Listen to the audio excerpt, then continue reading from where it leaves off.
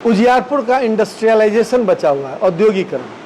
हमारा प्रयास होगा, हमारी सरकार बनती है तो हम उजियारपुर में औद्योगिक क्षेत्र बनवाएंगे। मैं बता दे रहा हूँ, यदि मैं जाता हूँ क्षेत्र में कोई आवाज़ देता है विधायक जी रुके, तो मैं रुक जाता हूँ।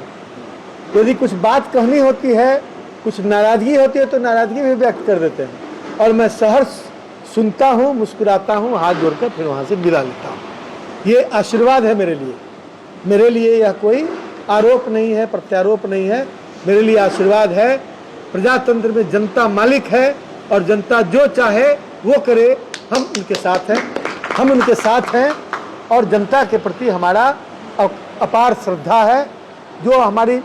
जो हमसे कुछ नाराज़ भी हैं उनसे हम क्षमा भी मांग लेते हैं और जहाँ पर हमारी कोई गलती नहीं है वहाँ पर भी हम क्षमा मांग लेते हैं।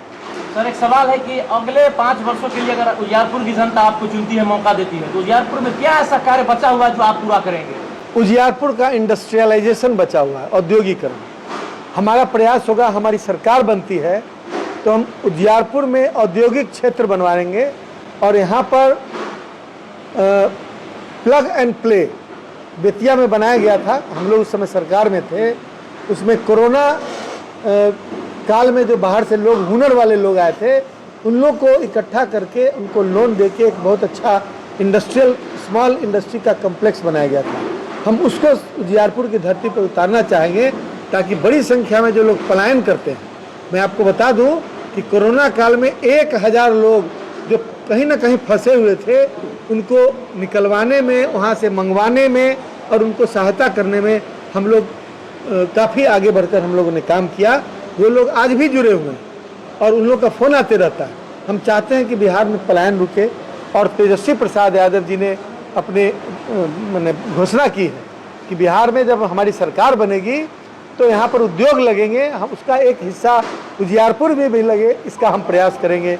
1.5 लाख करोड़ बचा हुआ था खर्च काट के और 7.5 लाख करोड़ की घोषणा हो चुकी है और जो 10,000 देने की बात की गई है वो लोन है कि अनुदान है, ये बाद में बताया जाएगा इलेक्शन के बाद। इस बार तेजस्वी प्रसाद यादव जी को बिहार की जनता मुख्यमंत्री बनाना चाहती है और समस्तीपुर, जब पूरे बिहार में राष्ट्रीय जनता दल को 22 सीटें मिली थी, 22 की 32 कितनी मिली थी, उसमें 8 सीट समस्तीपुर ने दिया था। जननायक की आवाज़ और जननायक की सोच आज भी समस्तीपुर की मिट्टी में है और हमें पूरी उम्मीद है कि समस्तीपुर की 8 की 8 सीट, 10 की 10 सीट राष्ट्रीय जनता दल और इंडिया गठबंधन की झोली में जाएगी और तेजस्वी प्रसाद यादव भारी बहुमत से बिहार के मुख्यमंत्री बने। सर, एक सवाल है कि आपका एक वीडियो वायरल हो रहा था, क्या साजिशन ऐसा किया गया था, फिर क्या सच्चाई है सर, ये जरा बताइएगा। आप क्षेत्र में घूमने गए थे। अब कुछ लोगों की नादानी पर कितना कोई टिप्पणी नहीं करना चाहता हूँ। लोग चाहते हैं कि इस पर कोई दाग नहीं है तो कुछ फेंक दें। अब मैंने जो अब उस पर बहुत ज़्यादा बोलना नहीं चाहते हैं। जो एक निरीह आदमी जिसको कुछ पता भी नहीं होगा तो उसको सिखाकर कुछ बोल दिया गया। मंदिर नहीं बना तो मंदिर बनाना, मस्जिद बनाना ये विधायक का काम तो है नहीं। जननायक की धरती समस्तीपुर का एक महत्वपूर्ण राजनीतिक केंद्र बिंदु उजियारपुर है और राजनीति समस्तीपुर में यह उजियारपुर की तरफ से एक मैसेज है पूरे बिहार में कि यहाँ पर विकास के जो कार्य हुए वो कार्य, उस तरह के कार्य सब जगह नहीं हो सके। अब यहाँ पर जो काम हुआ उसमें लगभग 267 सड़कों का निर्माण हुआ। सर, आज आपने अहम जानकारियाँ दी कि सर आपने अपने कार्यकाल में जितने भी कार्य किए, इसके लिए सर आज एक रिपोर्ट कार्ड आपने जारी किया। सर, इस पर क्या कहना है सर? देखिए, जननायक की धरती समस्तीपुर का एक महत्वपूर्ण राजनीतिक केंद्र बिंदु उजियारपुर है और राजनीति समस्तीपुर में यह उजियारपुर की तरफ से एक मैसेज है पूरे बिहार में कि यहाँ पर विकास के जो कार्य हुए वो कार्य, उस तरह के कार्य सब जगह नहीं हो सके। अब यहाँ पर जो काम हुआ उसमें लगभग 267 सड़कों का निर्माण हुआ। 267 सड़कों का 67 सड़कों का निर्माण हुआ, कुल सड़कें जो तो उतना ऑर्गेनाइज वे में ही नहीं छपा है, मतलब इसमें 80% है, 20% नहीं है, 20% अभी भी उससे बाकी है। बाकी 267 सड़कों का निर्माण, लगभग 225 विद्यालयों में कमरों का निर्माण, लगभग 22 पुस्तकालय का निर्माण विभिन्न पंचायतों में, जिसमें 11 बन चुका है, 11 या तो निर्माणाधीन है या प्रक्रियाधीन है, 22 सामुदायिक भवन का निर्माण, ये इस तरह की चीज़ें, और जो चबूतरा का निर्माण लगभग गरीब बच्चों के सामूहिक अध्ययन के लिए टाइल्स लगा हुआ 20 बाई 20 का चबूतरा लगभग 116 की संख्या में बनाए गए हैं। और उसके अलावे भी बहुत सारे कार्य किए गए हैं। जननायक कर्पूरी ठाकुर जी के नाम पर एक हॉल बनाया गया है उजियारपुर में, और उसी तरह लाइब्रेरी जो पुस्तकालय जो बनाया गया है या बनाया जा रहा है वो महान लोगों के नाम पर, बीबी गिरी पुस्तकालय, जननायक कर्पूरी ठाकुर पुस्तकालय, जननायक अब डॉक्टर लोहिया पुस्तकालय, डॉक्टर श्री कृष्ण सिंह पुस्तकालय, ललई सिंह यादव पुस्तकालय, और इस तरह से जो जगदेव बाबू के नाम पर, तमाम महान हस्तियों के नाम पर ये पुस्तकालय बनाए जा रहे हैं, ताकि उनके प्रेरणा का स्रोत वो रहे।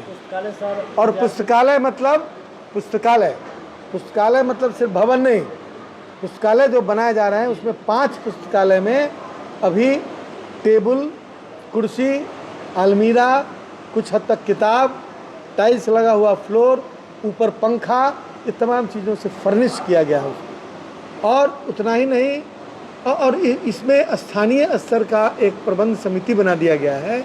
यह प्रबंध समिति जो उस पंचायत की होगी, वो उनके बच्चे और बच्चियों के संदर्भ में, यदि वो इस विद्यालय में पढ़कर आते हैं तो पढ़ने के बाद 4 बजे से लेकर 8 बजे तक, और छुट्टी के दिन पूरा दिन उसमें पढ़ सकते हैं।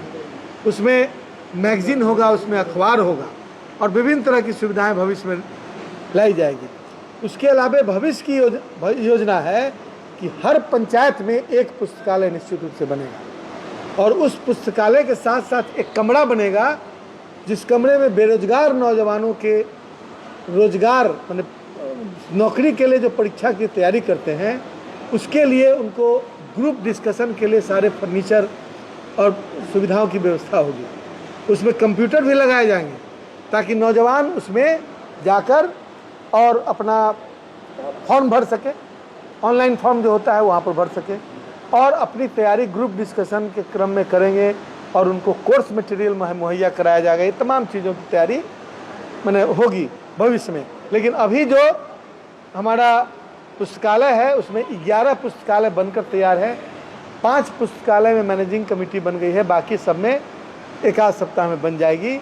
और सब जगह फर्नीचर, टेबल, कुर्सी, अलमीरा सब जगह पहुंच गया है, और उसको एक हम मूर्त रूप देना चाहते हैं कि जिंदा पुस्तकालय का, ताकि ग्रामीण परिवेश में रहने वाले गरीब बच्चे और बच्चियां जिनके पास पैसा नहीं है दिल्ली पटना जाकर तैयारी करने की, वो यदि चाहें, उसमें एनसीईआरटी की भी किताबों को दिया जा रहा है, वो यदि चाहें तो वहाँ बैठकर आईआईटी से लेकर आईएएस तक की तैयारी कर सकते हैं। सर, आप आरजेडी के बड़े चेहरे हैं और समस्तीपुर से विशेषकर ताल्लुकात रखते हैं, ऐसे स्थिति में समस्तीपुर में 10 विधानसभा सीट है, क्या स्थिति रहेगी? इस बार तेजस्वी प्रसाद यादव जी को बिहार की जनता मुख्यमंत्री बनाना चाहती है, और समस्तीपुर जब पूरे बिहार में राष्ट्रीय जनता दल को 22 सीटें मिली थी, 22 की 32 कितनी मिली थी, उसमें 8 सीट समस्तीपुर ने दिया था। जननायक की आवाज़ और जननायक की सोच आज भी समस्तीपुर की मिट्टी में है, और हमें पूरी उम्मीद है कि समस्तीपुर की 8 की 8 सीट, 10 की 10 सीट राष्ट्रीय जनता दल और इंडिया गठबंधन की झोली में जाएगी, और तेजस्वी प्रसाद यादव भारी बहुमत से बिहार के मुख्यमंत्री बने। सर, एक सवाल है कि आपका एक वीडियो वायरल हो रहा था, क्या साजिशन ऐसा किया गया था, फिर क्या सच्चाई है सर, ये जरा बताइएगा। आप क्षेत्र में घूमने गए थे। अब कुछ लोगों की नादानी पर कितना कोई टिप्पणी नहीं करना चाहता हूँ। लोग चाहते हैं कि इस पर कोई दाग नहीं है तो कुछ फेंक दें। अब मैंने जो अब उस पर बहुत ज़्यादा बोलना नहीं चाहते। जो एक निरीह आदमी जिसको कुछ पता भी नहीं होगा, उसको सिखाकर कुछ बोल दिया गया, मंदिर नहीं बना। तो मंदिर बनाना, मस्जिद बनाना ये विधायक का काम तो है नहीं। मंदिर मस्जिद तो समाज की चीज़ है, और हमने यही कहा कि जब आप लोग चंदा करके बनाइए, उसमें ज़रूरत पड़ेगा तो हमको भी बोलेगा, अपनी हैसियत के हिसाब से हम भी कुछ चंदा दे दिया करेंगे। लेकिन ये जो विधायक फंड है या सरकारी योजना है उसके अंदर नहीं बन सकता। बस इतनी ही बात थी, और इसी को अलग अलग ढंग से पेश किया गया और मुझे बदनाम करने की कोशिश। हालांकि ये बदनामी की बात नहीं, मैं बता दे रहा हूँ। यदि मैं जाता हूँ क्षेत्र में, कोई आवाज़ देता है विधायक जी रुके, तो मैं रुक जाता हूँ। यदि कुछ बात कहनी होती है, कुछ नाराज़गी होती है, तो नाराज़गी भी व्यक्त कर देते हैं, और मैं सहर्ष सुनता हूँ, मुस्कुराता हूँ, हाथ जोड़कर फिर वहाँ से विदा लेता हूँ। ये आशीर्वाद है मेरे लिए। मेरे लिए यह कोई आरोप नहीं है, प्रत्यारोप नहीं है, मेरे लिए आशीर्वाद है। प्रजातंत्र में जनता मालिक है, और जनता जो चाहे वो करे। हम उनके साथ हैं, और जनता के प्रति हमारा अपार श्रद्धा है। जो हमसे कुछ नाराज़ भी हैं, उनसे हम क्षमा भी मांग लेते हैं, और जहाँ पर हमारी कोई गलती नहीं है वहाँ पर भी हम क्षमा मांग लेते हैं। सर, एक सवाल है कि अगले 5 वर्षों के लिए अगर उजियारपुर की जनता आपको चुनती है, मौका देती है, तो उजियारपुर में क्या ऐसा कार्य बचा हुआ है जो आप पूरा करेंगे? उजियारपुर का इंडस्ट्रियलाइजेशन बचा हुआ है, औद्योगिकरण। हमारा प्रयास होगा, हमारी सरकार बनती है तो हम उजियारपुर में औद्योगिक क्षेत्र बनवाएंगे, और यहाँ पर प्लग एंड प्ले बेतिया में बनाया गया था। हम लोग उस समय सरकार में थे। उसमें कोरोना काल में जो बाहर से लोग, हुनर वाले लोग आए थे, उन लोग को इकट्ठा करके उनको लोन देके एक बहुत अच्छा स्मॉल इंडस्ट्री का कॉम्प्लेक्स बनाया गया था। हम उसको उजियारपुर की धरती पर उतारना चाहेंगे, ताकि बड़ी संख्या में जो लोग पलायन करते हैं। मैं आपको बता दूं कि कोरोना काल में 1000 लोग जो कहीं ना कहीं फंसे हुए थे, उनको निकलवाने में, वहाँ से मंगवाने में और उनको सहायता करने में हम लोग काफ़ी आगे बढ़कर हम लोगों ने काम किया। वो लोग आज भी जुड़े हुए हैं, और उन लोग का फ़ोन आते रहता है। हम चाहते हैं कि बिहार में पलायन रुके, और तेजस्वी प्रसाद यादव जी ने अपने मैंने घोषणा की है कि बिहार में जब हमारी सरकार बनेगी तो यहाँ पर उद्योग लगेंगे, हम उसका एक हिस्सा उजियारपुर में भी लगे, इसका हम प्रयास करेंगे। शैक्षणिक संस्थानों पर हमारी विशेष नज़र रही है, ताकि बच्चे पढ़ लिख कर बड़े बने और उजियारपुर का नाम देश और दुनिया में रोशन करें। इस दिशा में हम लोगों ने काफ़ी काम किया है, और हमें उम्मीद है यहाँ खेल के क्षेत्र में भी काफ़ी हम लोगों ने काम किया है। लगभग 13 क्लब को हम लोगों ने स्पोर्ट्स किट्स दिया है, उनका ड्रेस दिया, बूट दिया, और यहाँ पर राष्ट्रीय स्तर का एक बैडमिंटन कोर्ट बनाया गया, स्केटिंग प्लेटफॉर्म बनाया गया है, ओपन जिम बनाया गया है, ताकि यहाँ स्वास्थ्य से लेकर खेल तक लोग सजग लोग हैं। राष्ट्रीय स्तर के खिलाड़ी भी यहाँ दर्जन की संख्या में हैं। उन लोगों की सुविधा बढ़ाने का मैं कोशिश कर रहा हूँ, आगे आने वाले दिनों में और बढ़ाऊँगा। एक चीज़ तो और बेहतर चीज़ जो इन्होंने दिया है दलसिंह सराय को, वो है हमारे अधिवक्ता संघ में हॉल का, जो बोलने के क्रम में इन्होंने छोड़ दिया। आज वो अधिवक्ता संघ का हॉल हमारा ढलाई हो गया है, उसमें अधिवक्ताओं की बैठने, वकील लोगों के जाने, और ये बहुत बड़ी उपलब्धि हमारे विधायक आलोक जी का है कि उन्होंने अधिवक्ता संघ को एक हॉल भी दिया। बहुत बहुत धन्यवाद। अब देखिए, ये जो अधिवक्ता संघ अधिवक्ता भाइयों के लिए और मुवक्किल भाइयों के लिए वह जगह बनाया गया है। यदि और जगह रहता तो मैं मुवक्किल भाइयों के लिए भी अलग से शेड बनाता, लेकिन अभी अस्पताल में बताया गया कि वहाँ पर जो रोगी और रोगी के जो परिजन हैं इधर उधर भटकते रहते हैं, उनके लिए हम लोगों ने शेड बनवाया है। वहाँ पता चला कि पानी की किल्लत है, हमने सबमर्सिबल पंप लगवाया वहाँ, और आगे भी हमने सोचा है कि वहाँ आशा वर्कर जो हैं हमारी बहनें, उनके लिए हम अलग से शेड बनवाएंगे। और इस तरह का यदि उजियारपुर में भी आवश्यकता होगी तो वहाँ के अस्पताल में भी हम बनाने का काम करेंगे। नगरगामा पंचायत का सर 12 नंबर वार्ड है, दलित बस्ती पूरा पड़ता है, वहाँ पे सड़क अभी भी वंचित है सड़क से लोग। देखिए, जितनी लंबी सड़कें हैं, 267 सड़कों के बनने का मतलब है कि जितनी लंबी सड़कें हैं सबका या तो निर्माण हो चुका, या निर्माणाधीन है, या उस अनुशंसित है। यदि 1 किलोमीटर से ऊपर की वो सड़क है तो निश्चित रूप से हमने कहीं ना कहीं अनुशंसा कर दी होगी। नहीं की है तो हमारे पास जब आता है तो हम उसको तुरंत अनुशंसा करते हैं। सरकार धन की उपलब्धता के आधार पर, आजकल सरकार का ध्यान कहीं और है। तो जो 10,000 रुपया लोन देने में लगा हुआ है, लगी हुई है सरकार। तो सरकार जैसे ही ये सरकार का ध्यान यदि होता तो शायद ये सारी सड़कें बन गई होती। हमारी सरकार बनेगी तो त्वरित गति से 2 काम करेंगे।